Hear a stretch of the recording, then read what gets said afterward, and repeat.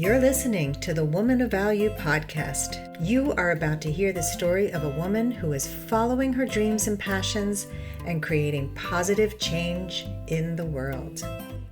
As I was walking to my car, getting ready to drive home, I thought, screw that. I can do so much more. There is so much more within me than the definition that this job has put on me. And so I think that was like kind of the crack that started to kind of open up and reveal like what I talked about, that like inherent pricelessness that was deep inside my core. And for years, through training, through education, through the grind of medicine, had layers covering it. Dr. Errin Weisman speaks openly about the professional burnout she experienced early in her family medicine career. And she does it so that no woman will feel alone and to prove that you can have a joy-filled and sustainable career. She lives and practices life coaching and medicine in the middle of nowhere, as she says, in rural southwestern Indiana. And she loves her many roles. She's a farmer's wife, an athlete, mother of three. And besides being sassy, she says she enjoys getting mud on her shoes and teaching her kids to catch tadpoles and reading a great fantasy novel. I love it. It's just like a dating profile. Exactly. So let's start with the question I ask everyone. What does woman of value mean to you? It was such a good question. I was so glad that you prepped me ahead of time for it. But a woman of value to me knows her worth, and not her assessed worth on external factors and what we are pigeonholed into, but her inherent pricelessness. Her inherent pricelessness. And I love that you brought up the external factors, because man, are we totally sucked into that external thing when we need to get all of that approval from the outside. And that's not where our value comes from. And I do a lot of gremlin and saboteur work in my coaching practice. I'm sure you do too. And we get so caught up in our body, the shape that we're in, the degrees that we have, and how it defines us. And people who change careers also, who go from corporate to starting their own business. And I'm sure you coach people like that too. And it's like, oh, well, I was that. And who am I now? Or yeah, that we could talk about that for an hour. But I would love for you to share your woman of value moment, that moment that you discovered the value that you have. The big pivotal, what I call my 2x4 moment, because it's either you listen to like the tickle in your heart or you get the 2x4 upside your head, was when I was sitting across from my CMO, Chief Medical Officer, trying to explain about how I was feeling as a new attending, and like something was not working, and him telling me, well, no matter what you figure out, Dr. Weisman, we look forward to having you for the long extent of your 30+ year career. And that just hit me like a ton of bricks, because I thought, this is all I'm ever going to be? This is all that I'm ever going to be measured on, is what I'm doing right now inside of the four walls of my practice? I am made for so much more. I remember walking, after I got the pat on the head and like told, hey, go back, do what you're supposed to be doing. As I was walking to my car, getting ready to drive home, I thought, screw that. I can do so much more. There is so much more within me than the definition that this job has put on me. And so I think that was like kind of the crack that started to kind of open up and reveal like what I talked about, that like inherent pricelessness that was deep inside my core. And for years, through training, through education, through the grind of medicine, had layers covering it. And I really think that was like the pivotal point, the eureka moment that was like, or maybe not. Or actually the plan I just put in front of you about working part-time and coaching my peers, actually I can do that. So Was it that you didn't want to be put in a box or feel limited? Is that what really was like, whew? I think it was not put in the box, but also realizing I didn't have to follow those rules if I didn't want to anymore. I'm a very type A, straight lace, take notes, do all my homework, do all the right things, check all the boxes kind of person. And so when I got off what I call the railroad tracks of professional development, which is like you do these steps and at the end you will be a successful doctor or you will be a successful lawyer or academic or CPA. You could insert any word into that. But if you stay on the railroad tracks and you stay within the lines, you will be rewarded. And when I got to the end of that and I was like, this is my effing reward. This is it. Then I was like, maybe this isn't for me. And I went through a whole identity crisis of like, if I'm not the white coat, then who am I? If I don't have the DR in front of my name and people use it, then who am I? Because I had made that position and really enveloped it so much into me that it was a really sticky process to go through and dissect that out. Like you said, the work that so much of us need to do. But when I finally figured it out and when I did that deep dive inward, then I was able to express it externally. And yeah, part of it is like not staying in the box and realizing like maybe I'm a round peg and I don't fit in a square hole, but that doesn't mean I'm broken and it doesn't mean I'm wrong. I'm just a round peg. And so I need to do my work and go find my fit. So right now, people who are not watching the video can't see that you're wearing a white coat, but it has orange flowers and red flowers and black leaves on it. So that kind of reminds me of where you went with the white coat and adding all the colors of you. So tell us what happened next, because you had this pivotal aha moment. What'd you do? So I had already had so many conversations with my husband going into this meeting. Like it wasn't just a spur of the moment.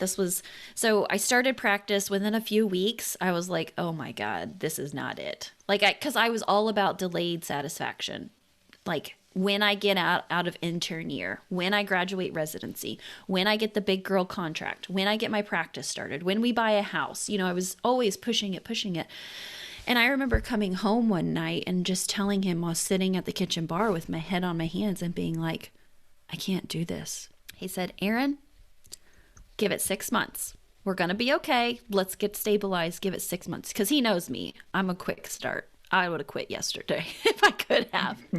And so I said, okay. And that was the result of this meeting. I started having and talking about it to as many people as I could who I thought could help me. I was talking to my med school best friends, my other professional friends. Like I said, I got in my boss's office even.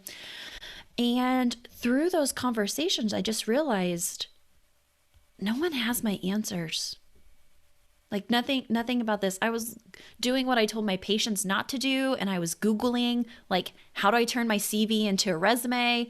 I was looking on LinkedIn. Hell, I was ready to go to the local farm store and sell chicks if that was what I needed to do to provide for our family.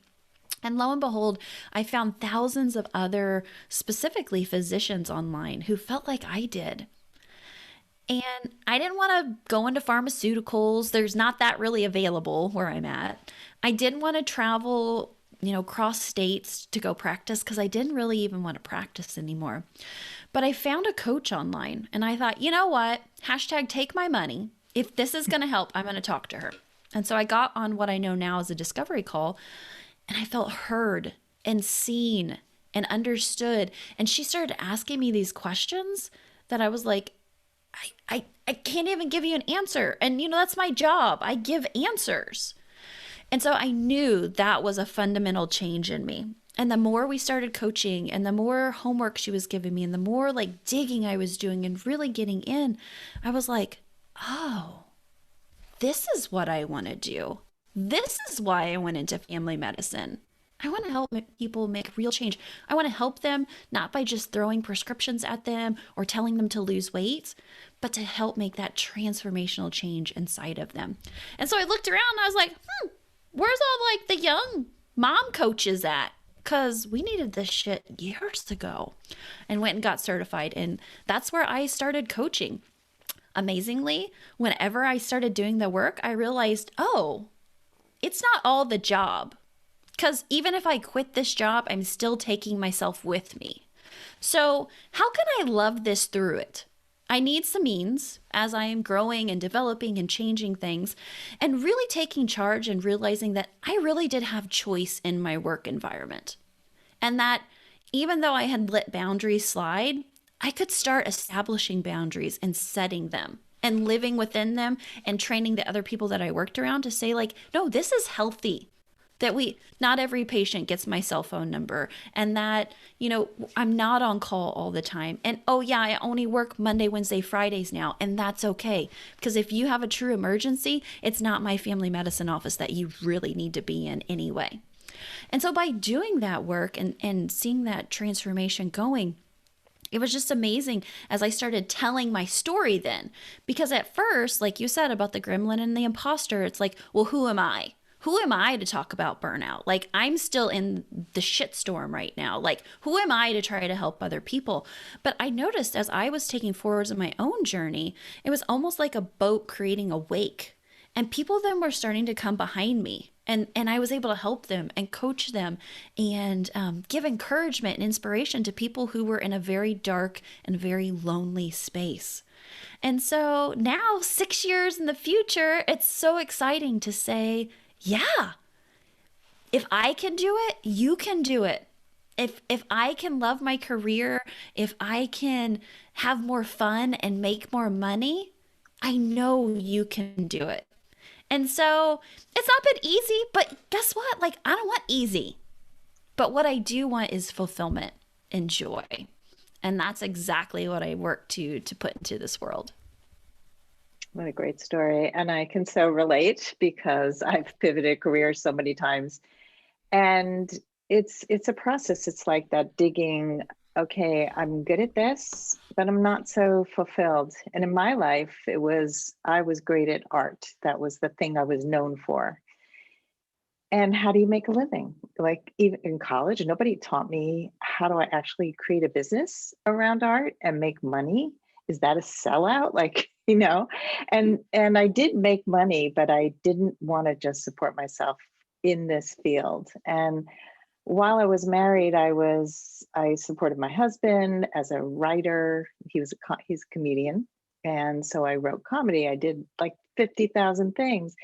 And through that process, I think I also found my bliss, which was I'm good at writing. I didn't know that before. I'm good at the big picture. I didn't know that before. So there were little breadcrumbs, and I think we don't always follow them. We think, oh my God, I'm like total ADD career-wise, and I've done so many different things. But I think just to have permission to go from art to comedy to, directing to editing film to getting a coaching certification. And what motivated me, and I know this is about you, but you're just bringing up because I remember the process of, I wanted to feel well used. And I wanted to feel that the time I spent was also valued monetarily. Those things were important to me, and creativity. And coaching met all of those needs for me. I felt like, art was like mostly one-offs where people could never pay me enough for the amount of work and heart that I put into it. Coaching is the gift that keeps on giving. It's that amazing feeling you have when you can make a difference in somebody's life and really help them expand into their fullest version of who they are. And so your story is just inspiring my story. And that's why it's important to share stories. Absolutely. Because, just as you're talking and I was talking, like, we see ourselves in others. And it's so validating to be like, oh, I'm not some Fruit Loop who like went off the path and is like now the black sheep of the family. And you're right. Like, when you get to your end of your life, what do you really want to feel? There's a great research paper that a hospice nurse did when she asked dying patients of hers, like, what was your greatest regret at life? And the one that always sticks out to me is that that they stayed at the job that they hated for so long. And so my words to myself, and what I hope that my children either put on my tombstone or say when they dash my ashes into the ocean, is like, damn, she really lived. That's how I want to go out. So I'd encourage our Love it. listeners too, like, what is it? What is it at the end that you want to epitomize, and then start living it today. Don't wait. Yeah. Yeah. And we're taping this during the pandemic, which was a big wake up call for a lot of people. You know, we were restricted in certain ways, but it really had us think to ourselves, what is important? What does it all come down to? And, you know, connections, who are we? Are we staying in horrible jobs, horrible relationships? And is it time to move on and live our life? Whose life are you living? I mean, really, that was a question I had to ask myself. And so, yeah, I think know that you're living full out, and I love it. So tell us, you know, I love that you decided you can do the work in medicine with boundaries. And boundaries, man, that's my jam. I love boundaries. I teach a course on boundaries. We're creating Boundary University with like mini courses in boundaries. So so describe, like, what does it look like today? What does your life look like? When I started working with my coach, one of the questions she asked me is, how do you want to feel like when you get up in the morning? And I gave her these requirements. I want to get up without an alarm clock, because I had been doing hospital call for years. I'd been doing nursing home rounds. My kids were always the first ones dropped off in the morning, like as soon as they unlocked the door at daycare, and they were the last ones to be picked up, and they were locking the door behind us. And so mine was, I want to wake up without an alarm clock. And at night, when my head hits the pillow, I want to say, well done today. And those have been the feeling states that I have like really preference and built my life on. And so life, it does feel like that. Most days, I don't have an alarm clock to get up with, because I have structured my life in such a way that it accommodates. And also, I've noticed, since I have recovered through my burnout and I'm well and my circadian rhythms are normal again, I actually don't need a clock to get up in the morning. Like, I get up naturally between 6 and 6:20. It's amazing how your body just kind of gets you up and gets you going like that. And so life feels like that. Now, not every single moment. I mean, we got our hashtag life struggles here with Team Weisman. That is 100% for sure. But what the major difference is giving myself the space to say, instead of, oh, I got to keep pushing, I got to keep working, like I just got to get my head down and get through this day or this week or this month or this rotation or whatever. Now I give myself the space to say, like, well, is this working? Is this okay? And at any point, I have the like pull down lever where I can like stop it if I want to, and purposely deciding every single day, like, no, I'm in this. This is what I want to do. Because there was a point that the burnout coach was starting to burn out again in her own business. I have a propensity for it. Like, it is just something of who I am. I'm a pusher, and I will always be a pusher. But that's also my superpower as it comes to a coach as well. And so it's just knowing myself more and more, putting in what I call the guardrails. Like, if you can imagine yourself driving a sports car along like a very steep mountainous road, you want the guardrails there, especially if you're going fast. And so having those guardrails for me is having those things that take care of myself, the accountability to check in and like, you're kind of grinding again, Errin. You're getting a little crispy around the edges. And then also, like you mentioned, the practice of self-compassion and giving myself the permission at any point I can pull the lever and everything stops. Good question to ask yourself. Is this working? Most people don't pause. They just keep going, and then they burn out. I'm reading Burnout. I forgot who it's by. It's a new book that Brene Brown was talking about on her podcast. I don't really have a burnout problem, but I know many people who do. I'm good at like, okay, time to chill, but I can push. I can definitely push. I do know my guardrails. But I think for a lot of people, like, I mean, how did you get to be a doctor? You have to push. You have to be driven to get through all of that work. And it's not easy. So, you know, and I think many people in the giving professions and the healing professions, heart-centered, we tend to not have boundaries. We tend to not take care of ourselves. We take care of everybody else. And so learning to prioritize, what do I need? Is this working? Really, really important. So you're balancing medicine and coaching. Is that how your life looks? You said certain days you're coaching, certain days you're doing medicine. I am. And and I think that's a really important point to give to anybody out there. It's not all or nothing. You don't just have to quit your job and like do this whole new scary entrepreneur thing. Like I tell people I'm a hybrid physician, and I get to figure out what that flow looks like. Now, it wasn't something that just fell in my lap. There was definitely some skills, and that's what I love to teach my clients is like, these are the things that they should have taught us as well, in addition to, cardiovascular system and statin drugs and all these other things. Like, they needed to teach us that, like, if it's not working, here's how you go after what you want. Of course, first you need to identify what you need, what you want, and then how to get them. And so putting those skills in place for my life, it's been really fun. So I eventually did leave that family medicine office. I had a pretty nasty non-compete that I had to wait out, and I couldn't do family medicine in my area. And as you mentioned, my husband's a farmer, so we weren't going to pick up and move farm ground. Like, it just stays in southern Indiana come rain or shine. And so I started to get creative and network. The power of networking and who you know, and not in a skeezy, like, give me a job way, but in a very heart-centered connection way of like, this is what I'm doing. This is what I'm interested in. What are your thoughts about this? Who do you know who might be able to help me? And through that process, I actually came in contact with one of my old colleagues, and he said, hey, I'm not doing family medicine anymore either. I'm doing emergency medicine at this little small rural ER.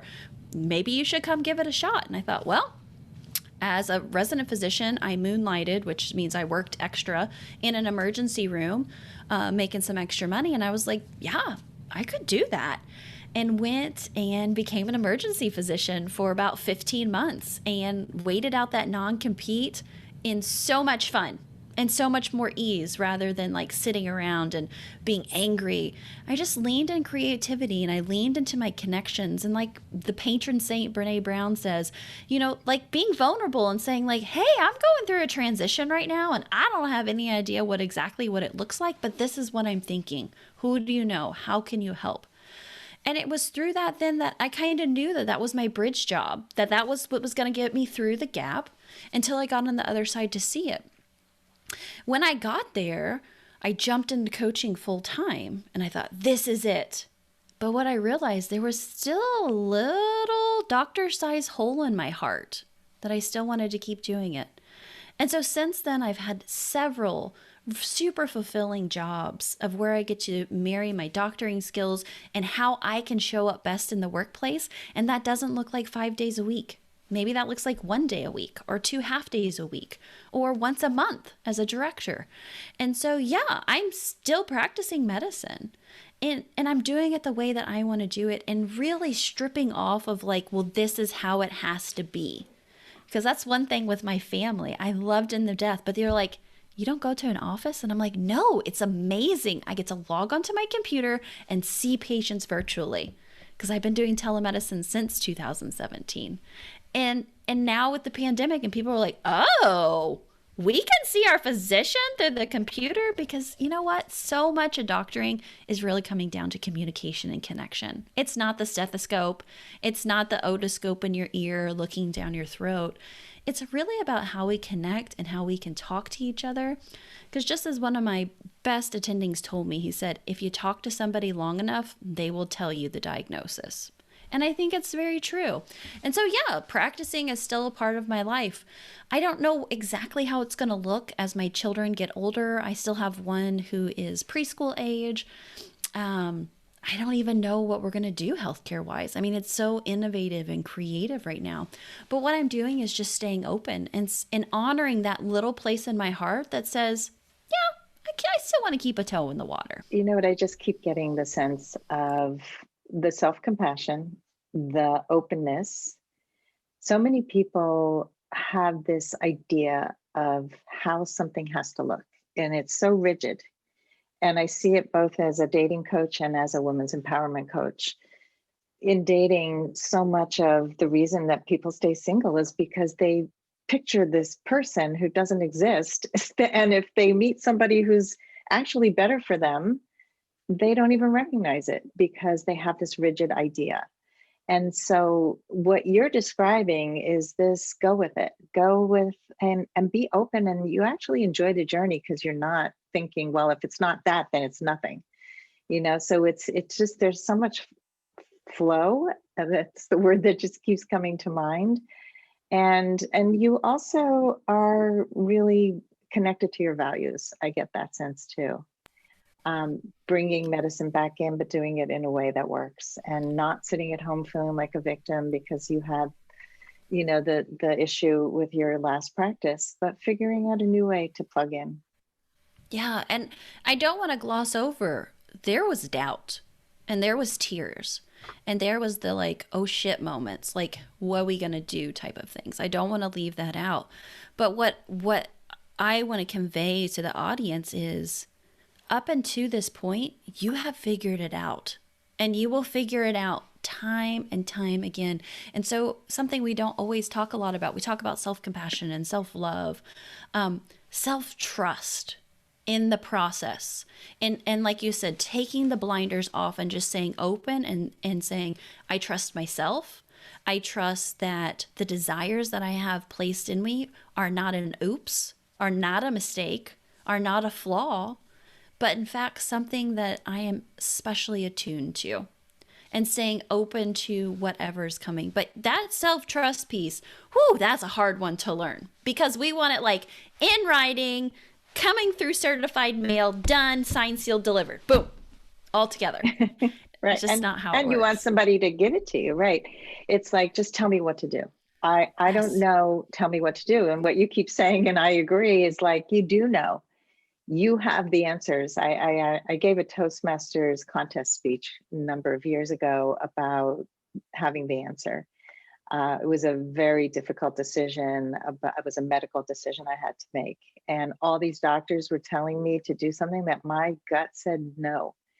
And I followed my gut, and it was the right decision. And I've done that over and over again. And I think the more you do it, the more you can see that was the right answer. But if you keep relying on everybody else to make the choices for you, you're not living your life. You're living somebody else's idea of your life, and that doesn't work. Absolutely. I think that's so important, to have the mentality of just try.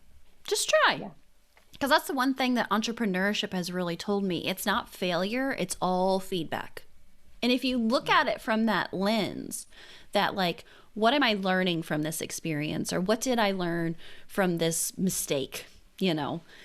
Instead you can be like, well, next time, and using it as feedback. Because when we beat ourselves upside the head with our perceived failures and mistakes, we don't let ourselves grow through that. And then we also hang emotional attachments and triggers onto it. And that's when our limbic brain starts to get all crazy and lizard-like, and we start screaming and getting into fight or flight, just survival mode. Like, oh, don't do that. That fire is hot. When in fact, the fire can actually help do a lot of things for us. And so, yeah, I think it's just looking at it and be like, yeah, next time I won't do it that way. But sometimes you've got to go through it so that then you can learn. You got to teach the class to be like, yeah, that was actually really fun. You got to take the job and be like, yeah, okay, I learned some things about myself. And sometimes the most important message is, what do you not want to do in the future? We definitely learn a lot from what we don't want. And the saboteur wants to keep us very safe and small and not fail ever.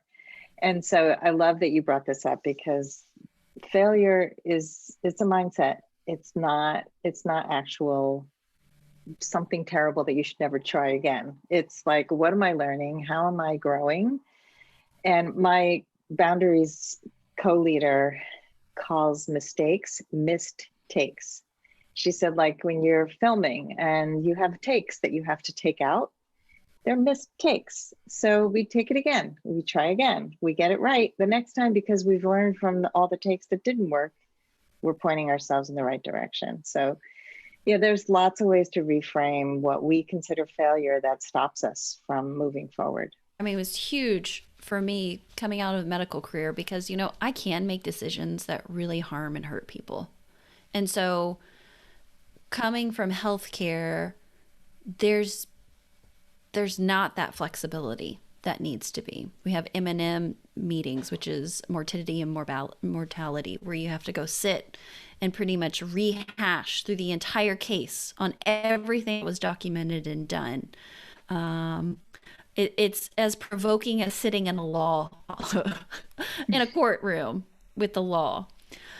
But what we're really trying to change with the medical education system is just that. Like, okay, we can learn from this and not jumping down people's throat because, there are some like givens that must be done, but putting safeguards around those, having protocols, having multiple checkovers and looks is one way that we have changed the system. But I really think it's really pushing that mindset to we are human. Things are going to happen. Patients do not read the textbooks and do not follow the multiple choice answers that we were all taught in med school, and having grace with that.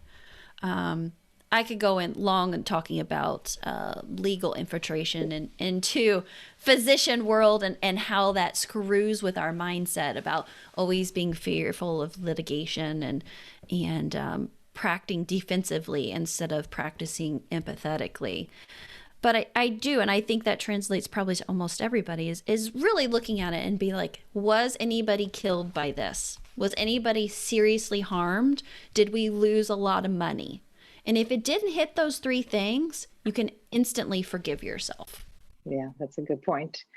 Well, let's talk about the future. What is in the plans for you? More of the same. I am in a good wavelength. I'm going to ride this baby out as long as I can. Being a multi-business entrepreneur, it just lights my world up, to be perfectly honest.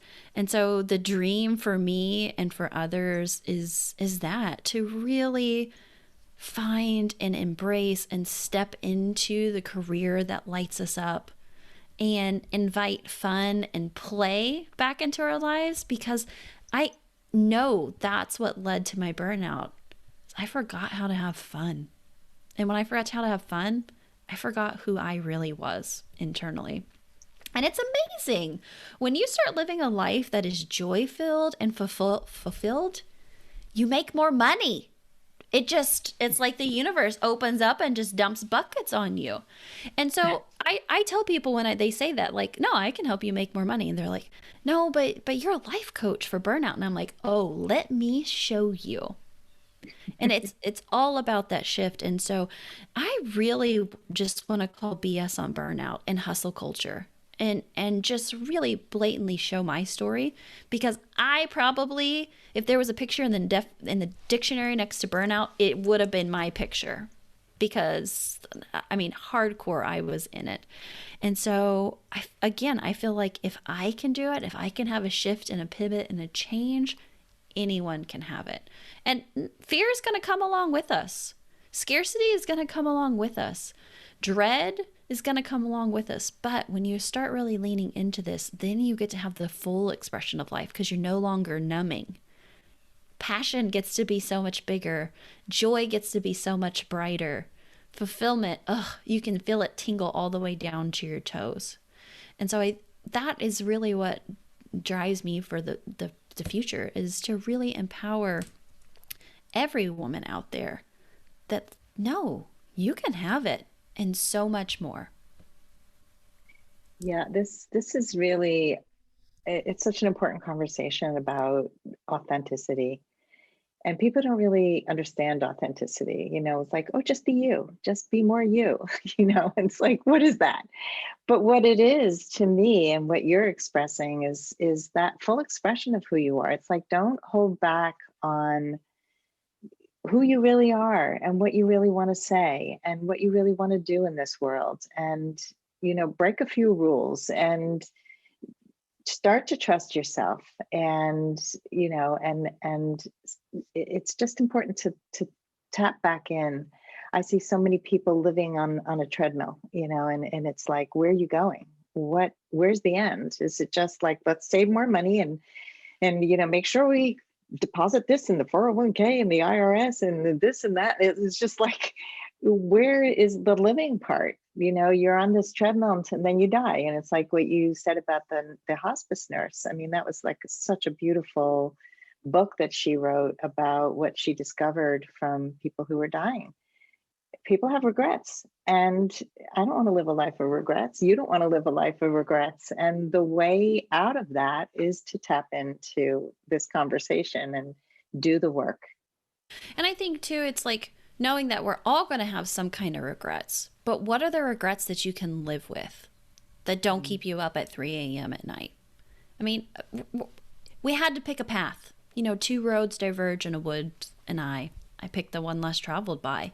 And like, yeah, do I regret maybe like, oh, if I'd tried to stay a little harder or done some things? That's absolutely there. But you know what? Those are the regrets that I can live with. And I just challenge everybody to sit back with that. Yeah, it's really, and again, you keep coming back to, it's not just this one path and it's linear and it's all joy, and there's bumps in the road and there's feelings, and then those, but dealing with that helps you to access all the outer edges, because if you're just living right down the center without really experiencing the highs or the lows, you're just living in this neutral kind of dead-ish place that doesn't have the full expression of you. So let's go to the lightning round. Are you ready? Sure, let's do it. All right, let's do it. So, Errin, I used to think I wasn't blank enough. I wasn't qualified enough. Oh boy. After all that type A stuff, Isn't that you weren't amazing? qualified. And I when that answer fell out of my mouth after I was writing it last night, it's like, I think that's a really important point. Like, I have the doctorate, I have all the boxes checked, and yet there's still that piece of like, ooh, are you good enough? Do you have enough? And I just want to empower even the person who's never been to college or didn't finish high school or didn't do that thing. Even if you had, you may still doubt that. Because I do. Yeah. And you could go to college and get lots of degrees and then change careers and never use those degrees, right? So there's a different path for everyone. I have 2 out of my 3 kids did not finish college. They are happy, successful people, and they are very driven in other ways than the path that other people thought they should take. Let's talk about the number one thing that held you back from becoming a woman of value. I call it my invisible rule book. So it's the journal that I wrote down everything that I saw as a child, heard as a child, was told as a child, matured into a teenager and young adult. But little did I know that rule book wasn't shared with everyone else, and nor was it divine, that those rules could actually change. And so it was all the, well, I should and I shouldn't. And a good woman would be like this, and a good mom would do that, and a good doctor would wear this. And so when I finally got my fingers on the invisible rule book and started to see how it creeped into my life, and that actually the pages could be rewritten, thrown away, burned, recycled, it really was a trigger point to help me springboard forward. Love the invisible rule book. I'll have to remember that one. What is the best advice you can give to a woman who wants to become more empowered? Surround yourself by other empowered women, because we are energetic beings and we are not meant to do this journey alone. And if you want to become an empowered woman, you go sit next to them and listen and ask questions and just absorb what they're doing and how you want to be. I think community, it's an essential human need. And now more than ever, we complain about the internet, but it's also a place where you can find that connection. I'm the only female physician in my county in Southern Indiana. So you better believe empowered female physicians, I had to really go looking for them. But now I am so eternally grateful for the women that at any point I could pick up my cell phone, text, or call them, and they would be instantly available for me. And instead of by looking at them and saying, oh, I wish I was like them, they're doing so much better. All the mind drama that we go into. Now I look at them and I remember, like, high tide raises all boats. And I'm not going to compare my beginnings to their middles, but I know if she can do it, I can do it. And using it as an example of riding the coattails rather than a compare and despair. Such an important part of growth is knowing you can't do it alone, looking for others to support you, and not thinking that they're on a pedestal. I used to do a lot of pedestals, and I could never do that. Well, she has this special gift that I don't have. It's really just learning that you're maybe one step behind, and you can learn from them and do it your way. That's great. Okay, what advice would you give your younger self? Take the trip. That huge through this past year of 2020 of there were so many times where I'm like, oh, the kids are too little, or, oh, do we really have enough money? The advice to myself is buy the plane tickets, pack the bags, take the trip. That's a good one. I mean, I look back at the cross country trip I took in my 20s with a guy I had just started dating. And he was like, hey, I'm going to be taking a car across the country. You want to come with me? I'm like, yeah, I'm coming. I did not really know him. He was studying for his MCATs. He was like an MD PhD candidate. And so he spent the entire trip studying. Within like 4 days, we were ready to kill each other, and we spent weeks together. But I remember the beauty of sleeping in all the national parks across the country and going back through Canada through the national parks. And it was the most enriching experience. I learned to deal with his craziness. And I have a memory of taking the trip. You got to seize the day. I love it. What's something that people often get wrong about you? I just talked to somebody earlier today and they were like, you look like this like small, petite, like good farmer's Midwestern wife. And then I heard your podcast and you were throwing F-bombs around like crazy. I like that. Yeah, so they have this idea you're this sweet little thing who doesn't say F-bombs and doesn't do all the things you do. That's great. Exactly. And finally, Errin, the final question. How would you like to be remembered? It's those 4 words. Damn, she really lived. I love it. This is on your epitaph, and it's how you lived and how you want to be remembered. And you're doing it. You're an inspiration. I really appreciate what you're doing out in the world. So, Errin, how can people find you? You have a couple of websites.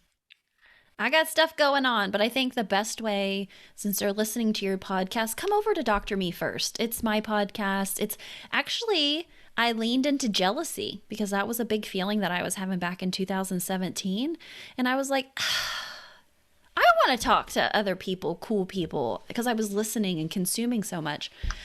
And so I did. Just leaned into it and said, all right, this is something that I want. And out of it came Dr. Me First. And it's a podcast where I talk with other female physicians and guests about life and practice and pivoting and transitions and all of the great stuff in between. I also do these fun segments called Married to an Alpha Female, where I let Mr. Weisman come on and you get to see an inside peek into our lives. But it's a super great place to be. In the next couple of months, because podcasts are kind of like tattoos. Once you get one, you got to have more. I'll be launching Burnt Out to Badass. It's a podcast all about spotlighting the stories of women who have been through the grunge of burnout, who have come through the other side, and they're willing to sit in the stories with us and tell us about their transformation. So I think it's so important to talk about it because when you're in the middle of it, you feel so alone and like it's only you and that there's something wrong with you and you're crazy and you're broken and nobody understands. And so I really want to put out into the world, no, actually not. And here's a whole bunch of the rest of us who are very successful now. And this is how we got to the point. So check that out in the coming months. Thank you so much, Errin, for being here today. I really thoroughly enjoyed this conversation, and I look forward to going into all these podcasts and listening more and staying connected. Absolutely. Thank you so much for having me today. And I just want to remind your audience, you are not alone and change is absolutely possible for you. If you would like to step more fully into your value, grab a free copy of The Ultimate Guide to Becoming a Woman of Value on my website, thewomanofvalue.com. Just click the link at the top of the homepage. And if you haven't already done so, be sure to click the subscribe button in your listening app. And if there's something in this episode that inspired you, please share it with others, because the more we share these inspirational stories, the more women of value we will have in this world. I'll see you next time.